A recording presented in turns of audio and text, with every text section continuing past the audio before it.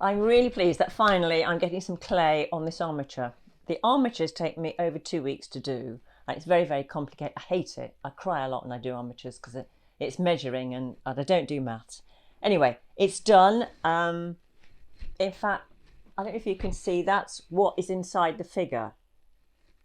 Gubbins and wire and stuff, and the hands are very rough and in fact the fingers are far too long. I've got to cut them down.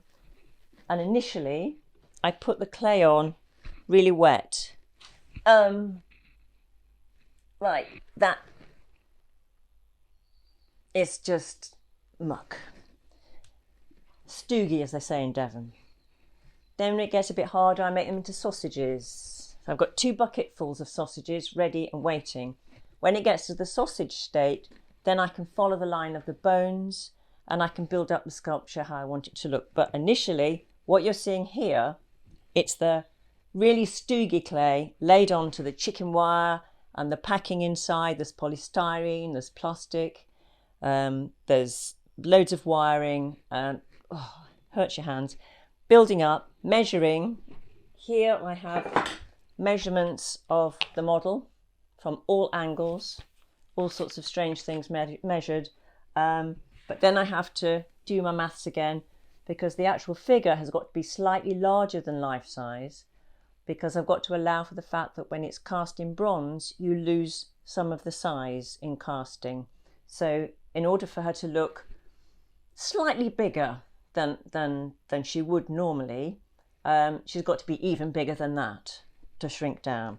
Got to work out the bone structure, what's happening. I use calipers for that, so I know that I'm, see if I can remember. Yep, shoulder to elbow bent is 14.5. So I measure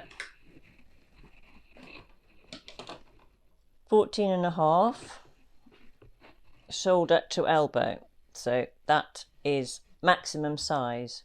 I can add a bit for the fact that she's got her jacket on, so that will hang down a little bit, but that is the maximum size. She has one shoulder slightly higher than the other because I want her turning, talking, getting very animated with his hand here. This one is going to be holding, forgotten what it's called again now. The census form. I'm brain dead, totally brain dead.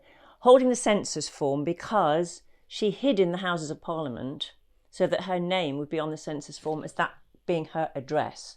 And I think that's a very important and very brave thing to do. That must have been so scary. Anyway, census form there. Here she's just chatting to whoever wants to go and sit next to her.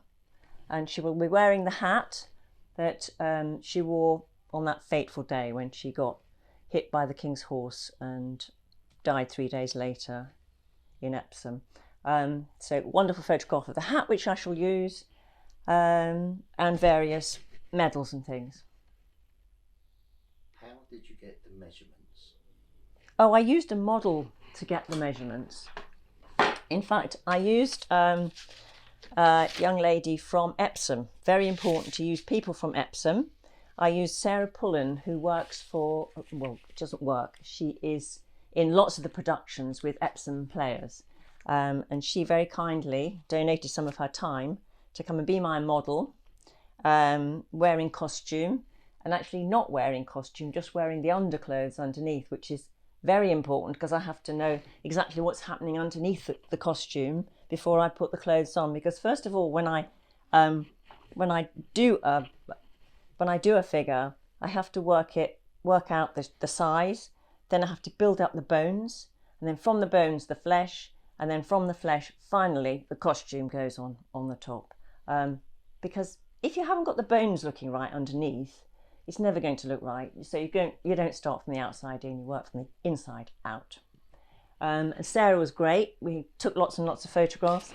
That's in this little green book you see me looking at. I've got all sorts of measurements written down here, like knees to floor and shoulder to elbow, elbow to wrist. So elbow to wrist, which is here. The hands are oversized. They'll be cut when I decide what position the hands are going to be in.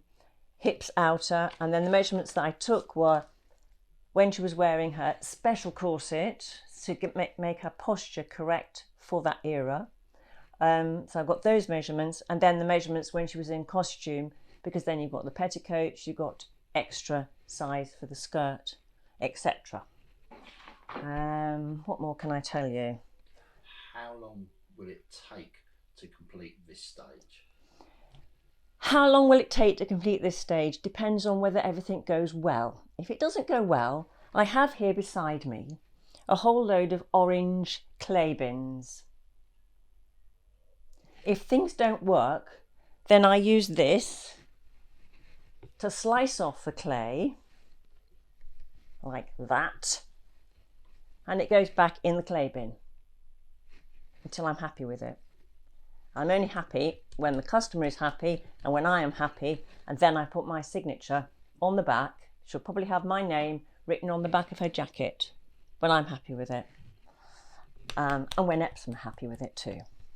That's before it goes to the foundry to be first moulded in wax and then cast in bronze. We're a long way to go yet, a long way. Many, many, many weeks of hard work for me before I'm ready to make a mould.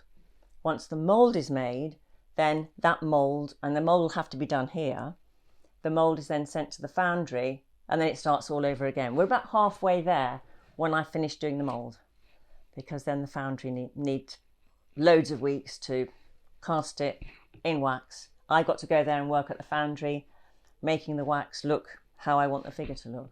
But she's not going to end up looking like this. She's got a long way to go yet.